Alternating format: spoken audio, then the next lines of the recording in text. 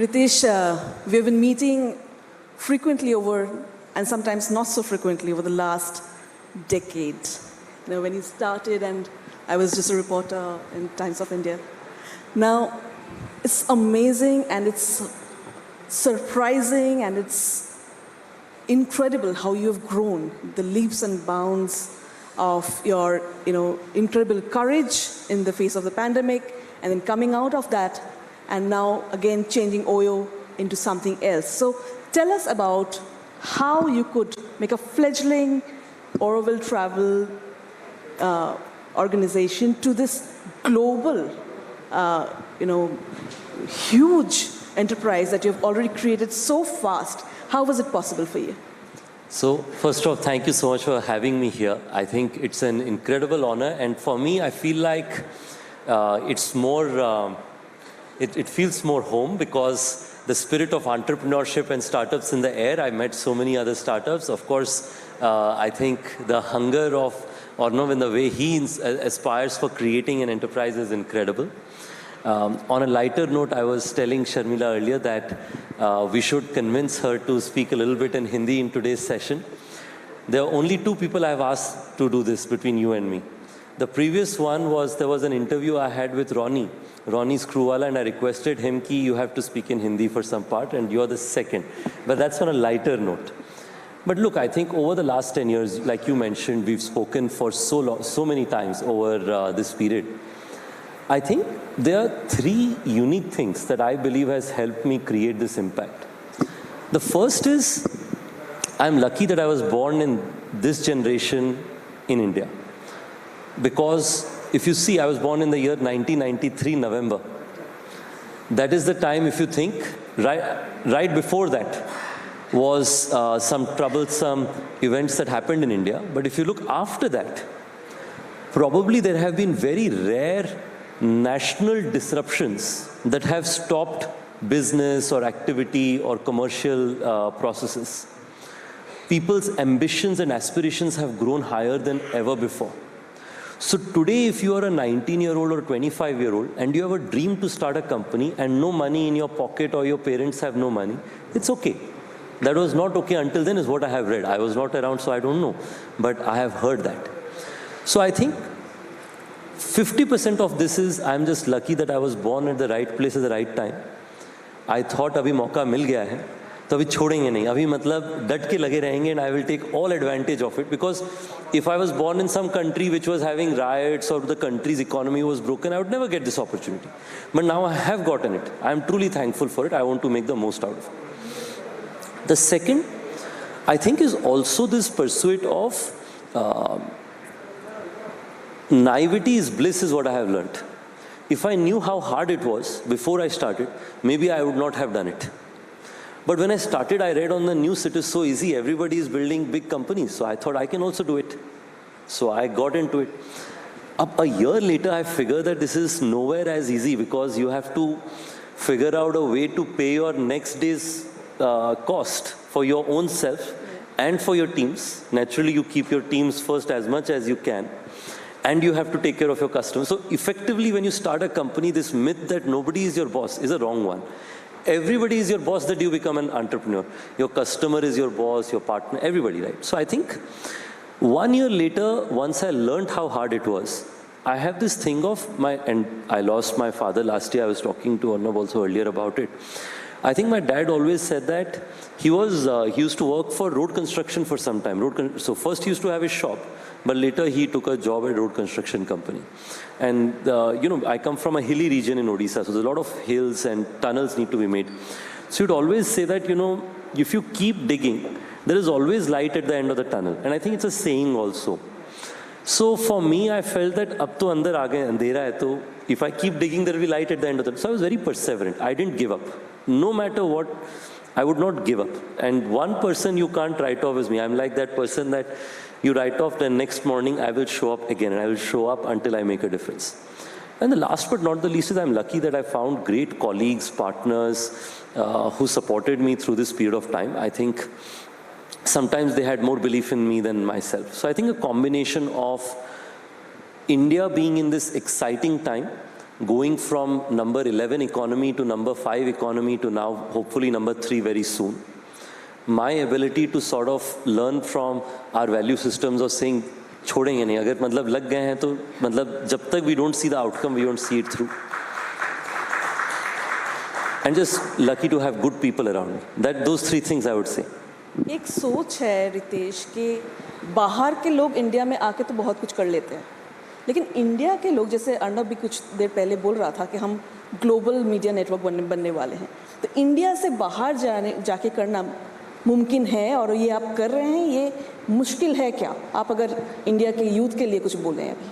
नहीं, मेरे लिए आई वुड से कि अगर आप इंडिया में यूथ हैं, एंटरप्रेन्योर हैं, बिजनेस ओनर हैं, अगर मैं आपको एक चीज़ कहना चाहूँगा वो ये है कि इंडिया इज़ करंटली 3.5 ट्रिलियन और सो इकॉनमी। जब हम टॉप 3 बनेंगे हम लोग 6.5 ट्रिलियन के आसपास मुझे लगता है इकॉनमी बनेंगे। तो जस्ट फॉर कॉन्टेक्स्ट, जितनी बड़ी आज हमारी पूरी अर्थव्यवस्था, पूरा इकोनॉमी इंडिया का, we will create an economy of that size in a few years from now, right? That won't happen only by domestic consumption. Of course, domestic consumption will be a big part of it. But I think exports will play a huge role in that. When people think about exports, people only think about IT services or they think about some manufacturing. But I think that is only going to be tip of the iceberg. The real opportunities will be in media, it will be in travel, it will be in softwares, finished softwares, not just the service of softwares. And I will share 2 or 3 parts from my own experience. Exactly 5 years back, our company received $0 of revenue from overseas business. We were primarily an India domestic operation. Today, our company does over 13,000 crores of bookings, with half of it coming from outside of India. Right? Yeah. I don't give credit to ourselves or our company. I think I just feel like if I knew it earlier that there are so many customers around the world waiting for Indian technologies, Indian talent and Indian organizations to support them, I'd have probably tried that earlier. And I'll give some examples. We do, most part of this 50% comes from Europe and US. So if you look at Europe and US, and I go and meet people there, you will see that the number of people who are waiting for Indian companies to come and provide products is unparalleled, right? Like I met one of our clients, I was recently last week in Austria meeting some of our clients at the Tyrol region. And they said, you know, we have found the Indian technologies to be so good that it works very well for our holiday villa that we use your software. But do you think there is any software we can use for the ski lifts that are there? Because that software is also looking very outdated. And I said, you know what? I'm come on the Indian version of Shark Tank, and next time I'm going to tell an entrepreneur that you should build a software for the ski lifts in Austria, because people are waiting for Indian software. Yeah. And this is just an example of the hundreds and thousands of businesses that can be created. Second, हम लोग थोड़ा डरते हैं. We are always थोड़ा worried about saying that, can we go and pursue a big opportunity? Is our technology good enough? Is our product good enough? Are people waiting for us or not? I think Indians are considered one of the most lovable and I would say to some extent adjustable people in every country around the world. Right? People love Indians. Right? So I was telling you recently, I've been traveling to some of our destinations. People do curry nights every week. So our food is a great export there. People say that we grew up with some neighbor or the other being an Indian. So I know your value systems. You're very good people. You never do wrong for other people. You always care about doing the right thing for other people. So naturally, people like to trust our people from our nation. So when you go and speak to other people as an Indian business person, you will find a lot of acceptance is the second thing. And the last, and I think probably the most important, is we take for granted the quality of technology access we have here in India. I think UPI, we think that ये तो कितना आसान चीज़ है. Everywhere else in the world, the day our company sends a transaction, we spend €1 for sending money. Euro is like 100 rupees plus, right? Imagine spending 100 rupees for every transaction we did in India. It's unbelievable to us, right? Similarly, we all use mobile phone for all our technologies. 70% of the services which I saw in some of the regions we do business with are only available on website. 70% of the services don't have an app only today in some of the other geographies we do business in. Right? And हमारे यहाँ पे 19 साल का बच्चा college से निकलते समय 6 app बना चुका होता है. They have built 6 apps. So I think a combination of, like I mentioned, people's love, like global love for Indians, India's economy's rise, and the quality of our technologies. I'd probably end with one thing that, and Arnab alluded to it earlier, I actually believe that India is today probably the most powerful passport in the world. I'll give you an example. I understand that the rankings may not show it fully, but we are rising. But I'll explain why. I was speaking to a friend of mine who runs a shipping business, right? Runs a Greek shipping business. Greece में बड़े shipping businesses होते हैं. So he told me that mostly we try to employ only Indians on our ship because they say that large part of the global trade travels in countries near Israel or Iran, right? Either of the countries, if your ship gets caught, if you have an Indian passport, both countries love you. There is no other country in the world whose passport you can carry and feel comfortable going to either of these two countries. It's such a big thing. We underappreciate it, and credit to our foreign minister for the great work he has done. I think there's no other country in the world where you can take that passport and feel comfortable going to either of these places. So this is leading to Indian employment in global shipping companies rising. It's a small thing. We don't think about it. So the amount of work that happens with India as a country rising has a knock-on effect in all of our entrepreneurs' lives. And to that extent, I'm very happy that there are more entrepreneurs going global. And I hope that in 10 years from now, when you see a Facebook, Microsoft, Google as the world's largest companies, you will see Indian companies in the same league, hopefully, who will start from India, but for the world. So India, over the last 10 years, has changed phenomenally.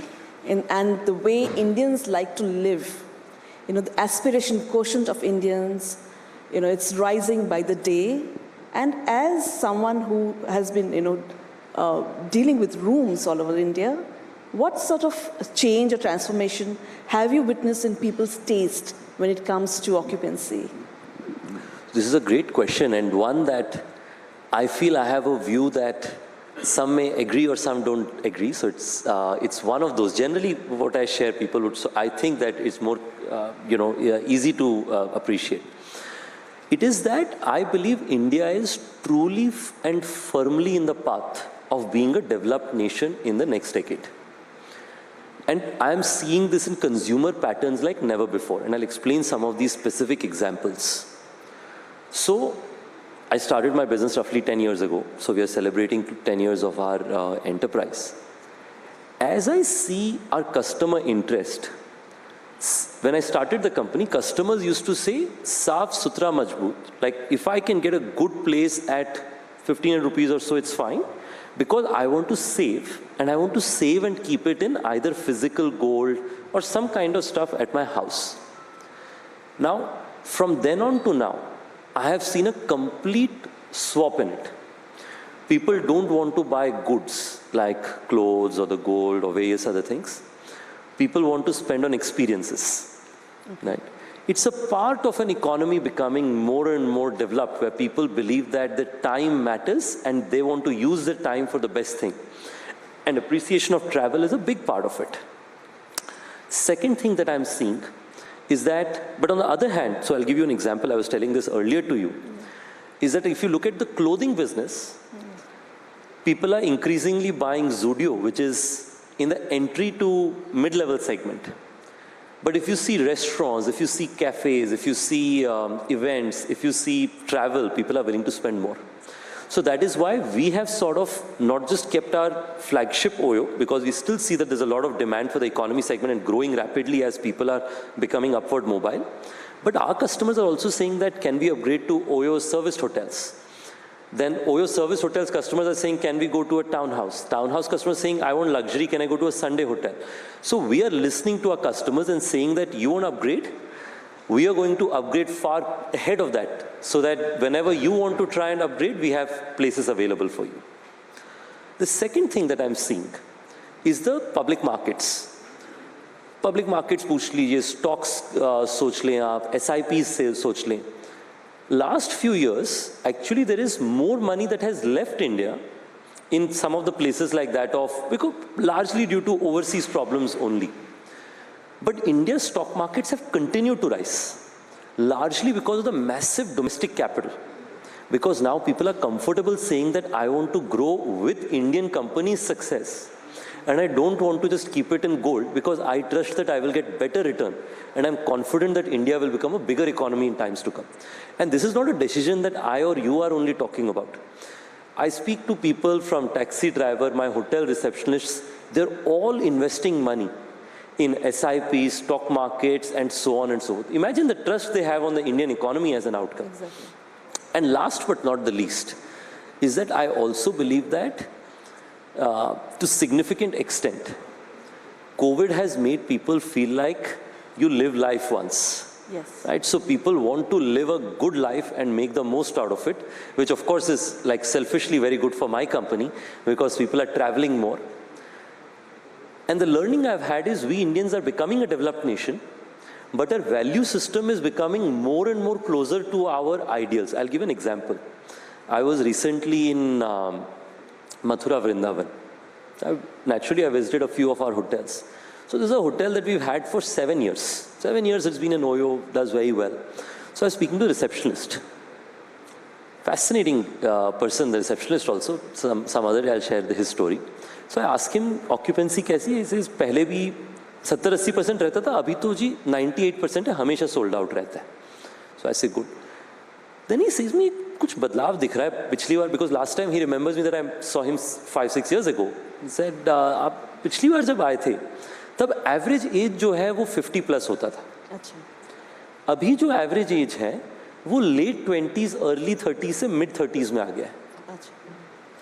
Which means younger people are becoming ambitious. They want to take over the world, but they still want to go back to their places of faith. Now it can be a temple, mosque, whatever their faith is, but people are close to their faith, which is a unique thing that I'm seeing in India, which I haven't seen when countries like I'm seeing other countries also go from developing to becoming developed as I'm seeing in many other nations. But I think India is this unique place जहाँ पे हम सोचते हैं कि we want to aspire to be as global and ambitious as the world, but our value system still remains close to what I guess our parents gave us, which is a unique thing about India.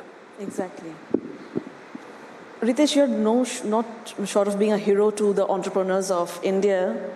But, when you started and when people were just beginning to start up a decade ago, starting up was more like a privilege for the urban kid who could get access to a co-working facility or an incubation center. But do you think that things are also shifting for tier 2 and tier 3 cities?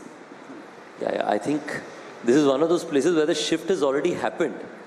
उसका acceptance और उसका award मिलना बाकी है. And I think I'm saying this when I've received an award, so thank you for that. But I truly believe that a person sitting in a small town or a small village today, I think has dreams. Like I'll give you an example.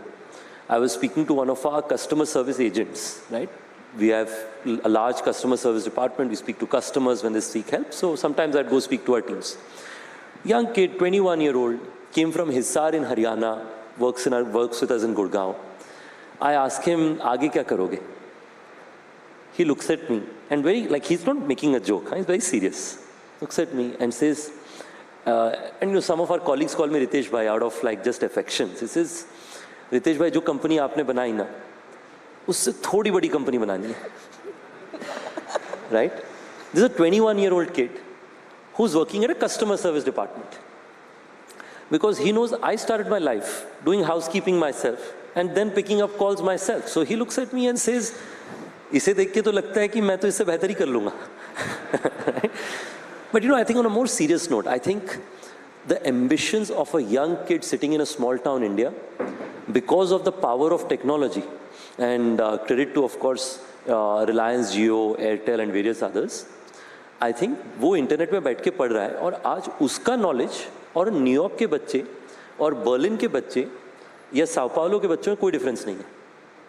So the kid in Raigada and Gaya has the same ambitions as a New York kid. Now the only difference about who will be more successful is who wants it more. Right. And I believe that a kid coming from Raigada or Gaya, not everyone, there'll be, I'm sure there's some kids other places also ambitious, but I think on an average, like they want it more. They really want to change. Like for me, I remember when my mom used to say कि अगर तुम्हें IT service में job मिल गई, उसमें वो title होता है, मेरे को टाइटल भी पता है क्योंकि हमारे रिलेटिव में किसी को मिला तो घर में बड़ी बात हुई कि इनको नौकरी मिला. तो असिस्टेंट सिस्टम इंजीनियर, आपको 2.5 लाख का तनख्वाह मिलता है एनुअल, 2.5 लाख एनुअल CTC. तो हमारी पूरी फैमिली में बात हो कि अगर ये जॉब मिल गया तुम्हें, then we will be out of the entire problems that we all have. Our life will be set. Like हमारे पूरे गांव में Laddu बटता. If I had gotten the assistant ASC job, right? And my eldest sister got it, and laddu bate bhi the, right? Because of that. So I think, and that's, I'm not unique ना. The average ही होता. कई लोगों के पास तो वो भी opportunity नहीं होती सोचने के लिए. हमारे पास तो कम से कम वो opportunity थी सोचने के लिए. So I think that the hunger is so high that they only needed direction and resources. Content such as RBETA coupled with them seeing success happen, I think you will be surprised in 5 to 10 years the number of companies you will see listed at NSE and BSE that would be started by people growing not in tier 2, tier 3, 4, 5 towns and villages. मैं already देख रहा हूँ because I speak to those entrepreneurs and it's happening as I speak. Sorry, one last example. Last year I was on the Shark Tank season. Yes. So I met this entrepreneur who comes from Saharsa in Bihar. Okay. His company's name is Roadways, right? Because in Bihar when people speak, instead of calling roadways, Bihar Roadways, they pronounce it as Roadways. His father was a chaprasi, who then became a driver of Bihar Roadways. He was a chaprasi, but he became a chaprasi to a company in Patna which had 10 engineers. He self-learned coding from there. Now runs a business which is multi-million dollar in terms of revenues. But now he's gone back to Saharsa and he's training kids in Saharsa to write code. Right? It's incredible, the stories of India. So I asked him कि आपका तो कम revenue है, बड़े ride hailing companies की revenue बहुत ज़्यादा है आपसे, आप कैसे उनकी जैसी टेक्नोलॉजी बनाते हैं? So he gave me a very interesting example. He said mapping के अंदर में गूगल मैप्स में बहुत खर्चा लगता है, तो मैंने गूगल मैप से ये पता कर लिया कि कौन सी 80% सर्चेस होती हैं कौन से लोकेशंस के बीच में, और मैंने उसकी मैपिंग खुद से बना लिया. तो 80% ऑफ द मैप ट्रिगर में मुझे गूगल को पैसे नहीं देने पड़ते, सिर्फ 20% में देने पड़ते हैं. तो उसलिए जुगाड़ बट जुगाड़ इन अ कॉम्पिटेंट वे, राइट? कि मैं उसी लिए सेम टेक्नोलॉजी जो बड़ी कंपनीज बनाते हैं उसे 1/50 या 1/40 द कॉस्ट में डिलीवर कर पा रहा हूँ, which is incredible that these people have that ambition. तो मुझे लगता है कि you should just wait and watch the number of kids from Saharsa, Gaya, Raigada, Kukatpally, all the little towns people are going to come. It'll be incredible. And congratulations to you for turning profitable. Thank you. It's a dream for most entrepreneurs because, that's the litmus test of an enterprise. And ladies and gentlemen, previously we used to talk about the American dream. And today we have amongst us someone who has made possible what we should call the Indian dream. So a huge round of applause for Ritesh Agarwal. Thank you so much, ladies and gentlemen. Thank you so much, everyone, for having me here.